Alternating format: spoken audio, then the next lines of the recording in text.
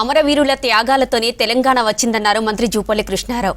హైదరాబాద్ రవీంద్ర భారతిలో దరువు సాంస్కృతిక సంస్థ 25 సంవత్సరాలు పూర్తి చేసుకున్న సందర్భంగా దరువు జాతర పేరిట సాంస్కృతిక కార్యక్రమాలు నిర్వహించారు. తెలంగాణ తొలి దశ మలిదశ ఉద్యమంలో వందలాది మంది ప్రాణాలర్పించారన్నారు.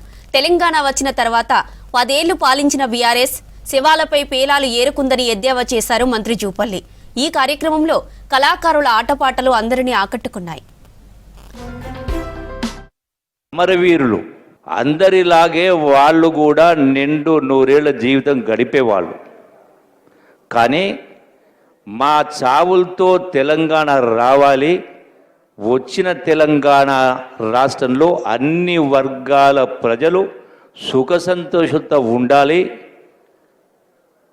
గొప్పగా భారతదేశానికే కాదు ప్రపంచానికే ఈ ఉద్యమం అనేది ఒక ఆదర్శం. నాకు తెలిసి ప్రపంచంలో ఎన్నో దేశాలు వాళ్ళ స్వాతంత్రం కోసం పోరాటం చేసిన సందర్భాలు ఉన్నాయి.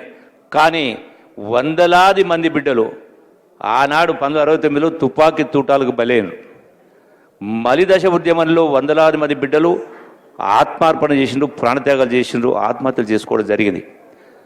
నాకు తెలిసి ఇటువంటి ఉద్యమం ఎక్కడ కూడా జరగలేదు.